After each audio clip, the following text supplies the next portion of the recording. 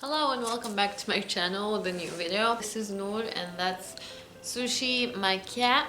I had to film at night. I know the light is not the greatest, but it's okay.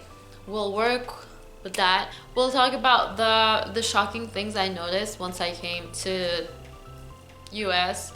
For Arabs and as a Lebanese, I experienced a lot of weird things to me that Americans find them normal. Most Americans and like 90% of Americans, like to wipe after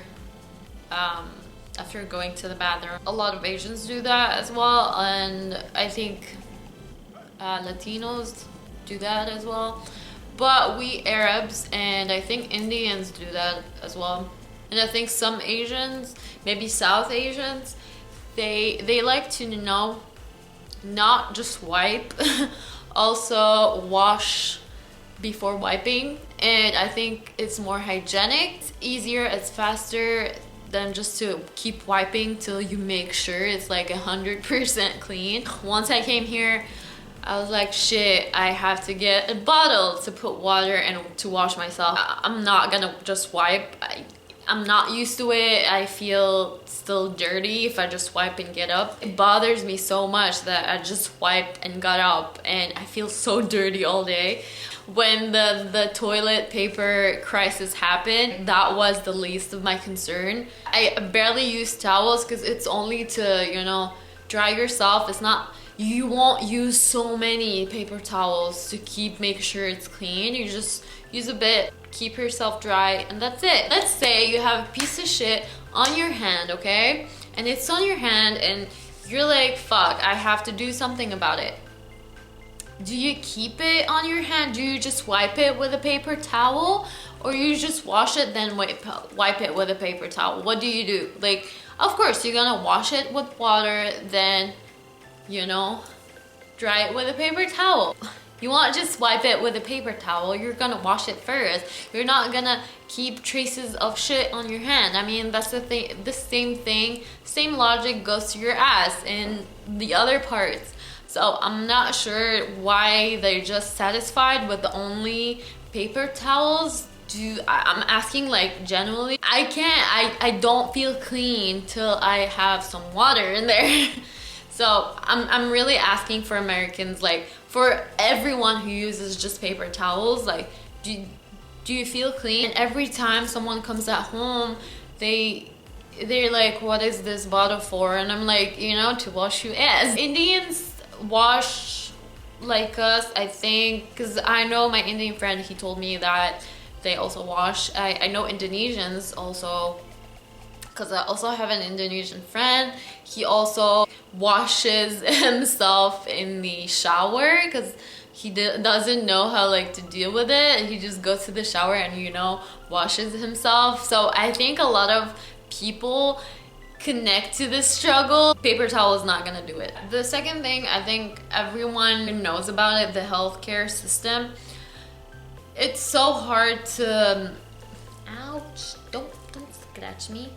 I'm scared at any point I'm gonna have a serious injury and I'm not gonna afford going to the hospital because I have to have insurance. I lost my insurance with my job, so I don't have insurance anymore, and it just scares me how much if something happens to me, because I already have health problems, and if I have one of those health problems while I'm here, I can't even go to the hospital. I can't treat myself because in Lebanon it's way cheaper. It's expensive, but it's way more affordable to treat yourself in Lebanon than in here. Like a standard visit, I went to the doctor last time. It was the last month I had insurance, so I was like, you know what, I'm gonna go to the doctor, make sure everything is fine, just to have a normal checkup. And I went to urologist because I had something wrong. I felt I had something wrong with my bladder, so I was like, I'm gonna just go to him, see if there's any problems. And he basically just talked to me for 15 minutes, literally just 15 minutes. He touched my belly, he touched like where my bladder would be, and he told me how I feel about it, how I feel about it, if I feel pain. And he's like, okay, just next time I want to see you, just measure how much BUP basically. And I never went back, but I saw how much it cost for the insurance to cover. It was basically almost $600 for literally 15 minutes talk with that doctor. I was shocked. Like it was literally just talking for 15 minutes.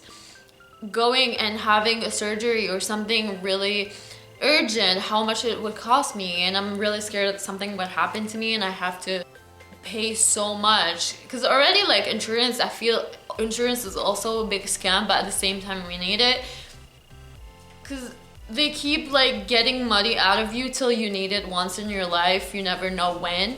So you would have paid so much, so you wouldn't like pay way too much if you need it once in your life. But you know, it's healthcare here, and that's how things work. And it's so annoying to me that I have to go to Lebanon and check myself every time I go there, because I can't do it in here. I can't afford it. I simply can't afford it. If something happens to me, I'm probably gonna die and not gonna be able to make it to the hospital because it's so expensive.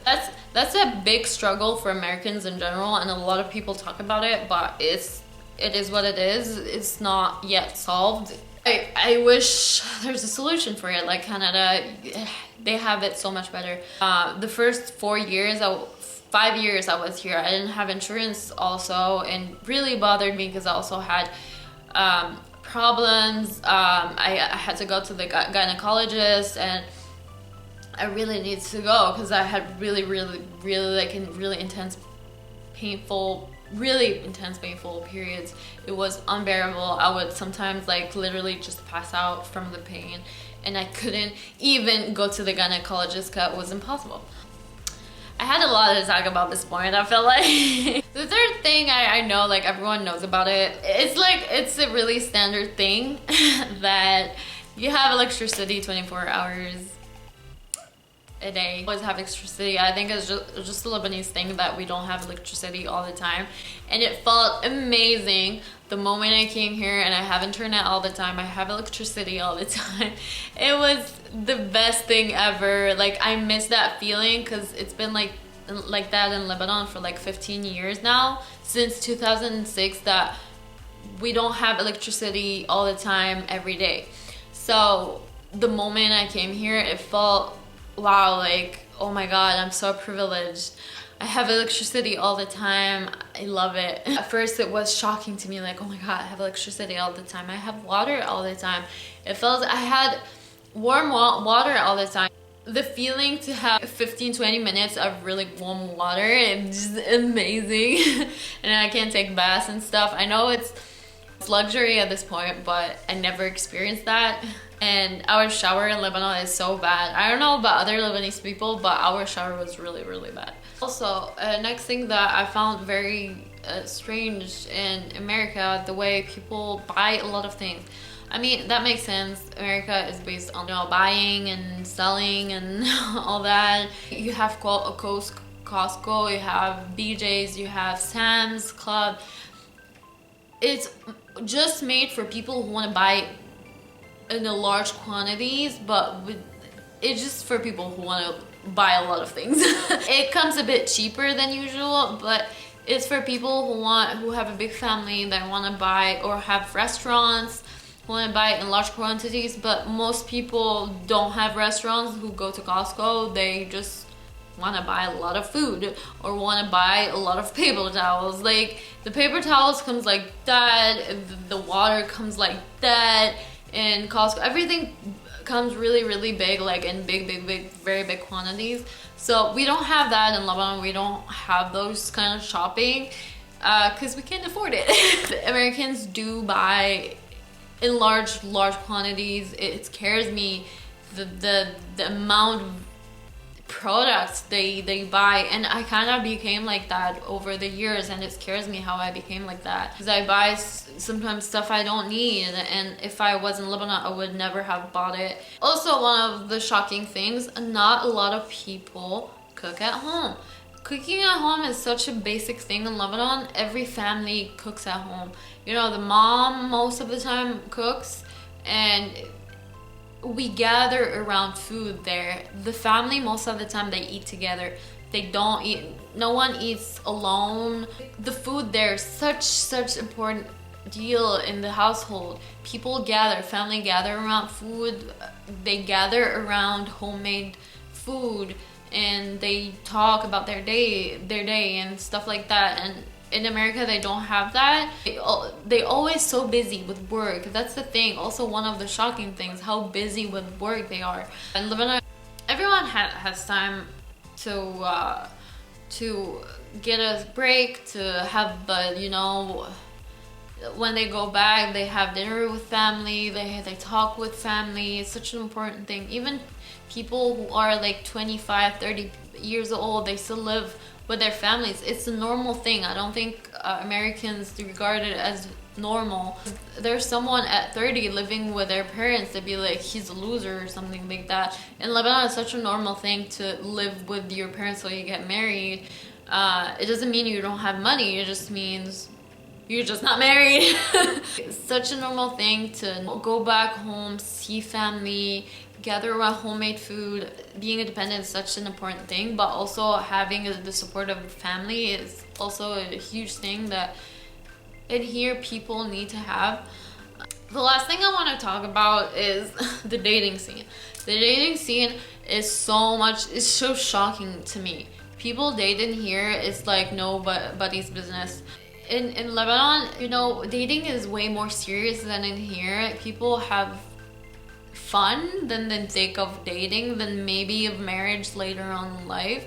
But for us, like, we date seriously. Like, we think if you want to date someone, that means we're thinking of marrying that person someday, maybe after a few years. We're not gonna start something with someone unless that person, we see ourselves with that person. It's not like, oh my god, I'm gonna have fun with this chick, but I don't see her I don't see myself with her later on in life. It's such a weird thing. I don't know if I would be able to handle that. I don't think I would ever be able to handle that. It is very draining emotionally, finding someone so hard, because especially in their 20s, because everyone want to have fun at this age. It's so hard to find someone sincere and someone that want to take you seriously. Me, I don't like this, and I'm not into the extreme of Lebanon, maybe somewhere in the middle. Yeah, I'm not a big fan of both, how like we take it very seriously. Some girls in Lebanon, they just want to get married like in the moment. I don't believe in that. Like, I believe in waiting a bit and getting to know a person, because you never know. That's the thing, in Lebanon, many people get divorced because they don't take time to get to know someone. You just want to, you know, have babies, you know? Get married, have babies. It's just so quick. I see friends that got married, like literally to people I've never seen before, and like, when, how, what? And it's just quick, and I don't understand also that mentality at all. I understand the need to get to know someone seriously, but still take your time. A lot of people here are not honest with you. They won't. I see, especially I had a friend that she would always be pissed. Why would that guy not replying to her after she saw him yesterday? And I'll be like, oh, I think he just playing around. And a lot of the times, guys or girls, some girls also play around, are not honest with the other person that, hey, I'm not serious. They don't start this thing with like, hey, what are your intentions? But yeah, I hope that kind of, you know, entertained you guys. If you like this video, please thumbs up. If you want to see more of this weird content, please subscribe. And I'll put my Instagram somewhere if you like to see some art. By the way, I'm an artist, just saying that. And I'll see you in the next video. Thank you for watching. Bye bye.